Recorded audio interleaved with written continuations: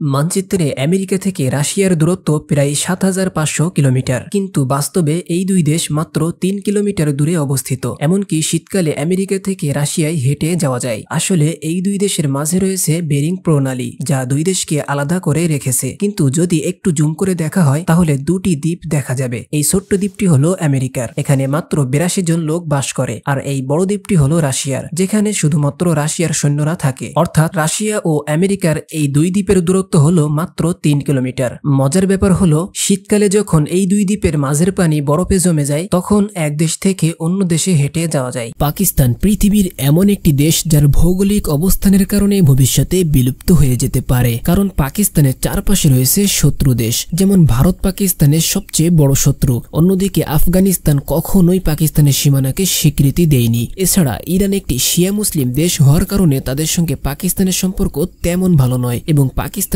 সবচেয়ে বড় সমস্যা হলো এই দেশের সমুদ্র বন্দর, বিশেষ করে করাচি বন্দর। এই বন্দর দিয়ে পাকিস্তানের ৬০% শিপিং কার্যক্রম পরিচালিত হয়। যদি কোনো কারণে করাচি বন্দর ব্লক হয়ে যায় তাহলে পুরো পাকিস্তান ভীষণভাবে ক্ষতিগ্রস্ত হবে।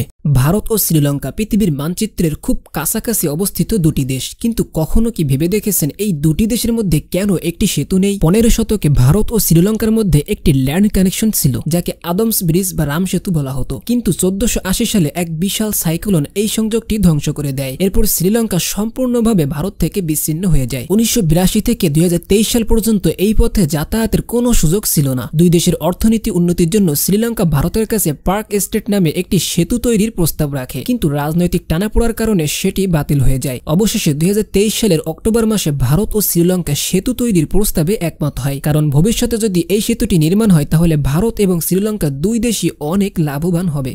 যদি রাশিয়া এবং আমেরিকার মধ্যে সরাসরি একটি ব্রিজ থাকতো তাহলে কি হতো? বিশ্বের সবচেয়ে শক্তিশালী দুই দেশ যদি একে অপরের সঙ্গে স্থল সীমান্ত শেয়ার করত, তাহলে প্রথমেই যে সমস্যা দেখা দিত তা হলো দুই দেশের মানুষের নিরাপত্তা। সীমান্ত জুড়ে তৈরি হতো বর্ডার চেকপয়েন্ট এবং সর্বক্ষণ নজরদারি, যেমন আমাদের বাংলাদেশ ভারত সীমান্তে দেখা যায়। তবে যে দুটি কারণে এই দুই দেশ অনেক লাভবান হতো। প্রথমটি হলো বাণিজ্য। দুই দেশ যখন সরাসরি বাণিজ্য করত তখন তাদের অর্থনীতি অনেক উন্নতি হতো। দ্বিতীয়টি হলো ভ্রমণ। যদি সহজে নিউ ইয়র্ক থেকে মস্কো পর্যন্ত সরাসরি ভ্রমণ করা যেত তাহলে রাশিয়ার এই বিশাল ভূখণ্ড গড়ে উঠত অসংখ্য পর্যটন কেন্দ্র, এবং এটি হয়ে উঠত বিশ্বব্যাপী পর্যটকদের আকর্ষণের স্থান।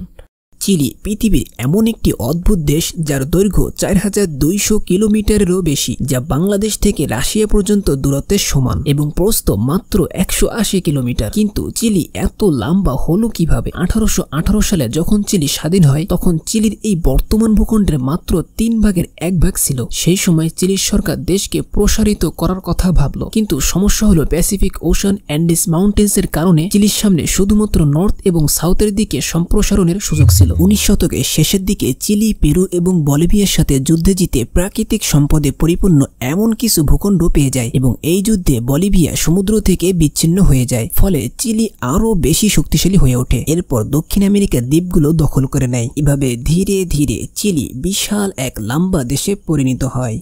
বাংলাদেশ থেকে আর্জেন্টিনা যাওয়ার জন্য এমন একটি পথ রয়েছে যে পথ দিয়ে যেতে আপনার কোনো দেশের ভূমি স্পর্শ করতে হবে না। যাত্রা শুরু হবে বাংলাদেশের কক্সবাজার উপকূল থেকে। এরপর আপনাকে বঙ্গোপসাগর পাড়ি দিয়ে প্রবেশ করতে হবে ভারত মহাসাগরে। তারপর মহাসাগর পাড়ি দিয়ে আফ্রিকার দক্ষিণ প্রান্ত মাদাগাস্কারের আশেপাশের অঞ্চল দিয়ে এগিয়ে যেতে হবে। এই পথ পাড়ি দেওয়ার পরে আপনার দেখা মিলবে আটলান্টিক মহাসাগরের, এবং তারপরে অবশেষে আপনি পৌঁছে যাবেন আর্জেন্টিনার উপকূলে। এটি সোজা লম্বা একটি রাস্তা, যদিও ফ্ল্যাট ম্যাপে লম্বা মনে হচ্ছে না, কিন্তু গ্লোব ম্যাপ দেখলেই খুব সহজেই বুঝতে পারবেন। আপনি কি জানেন ব্রাজিল কত বড় একটি দেশ? অনেকেই এর সঠিক আয়তন বুঝতে পারে না। ব্রাজিলে প্রায় ২০৫ মিলিয়ন মানুষ বসবাস করে। এটি রাশিয়া এবং মেক্সিকোর মতো দেশের জনসংখ্যার তুলনায় অনেক বেশি। ব্রাজিল বিশ্বের 7th মোস্ট পপুলাস কান্ট্রিজ। শুধু তাই নয়, ব্রাজিল পুরো দক্ষিণ আমেরিকার অর্ধেক অংশ জুড়ে দখল করে আছে। ব্রাজিল এতটাই বড় যে পূর্ব প্রান্ত থেকে পশ্চিম প্রান্ত পর্যন্ত যে দূরত্ব তার চেয়ে আফ্রিকা এর পূর্ব প্রান্তের আরো বেশি কাছাকাছি। মানে আপনি যদি ব্রাজিলের পূর্ব প্রান্ত থেকে পশ্চিম প্রান্ত পর্যন্ত ভ্রমণ করেন, আপনার যে সময় লাগবে তার থেকেও কম সময়ে আপনি আফ্রিকা পৌঁছাতে পারবেন।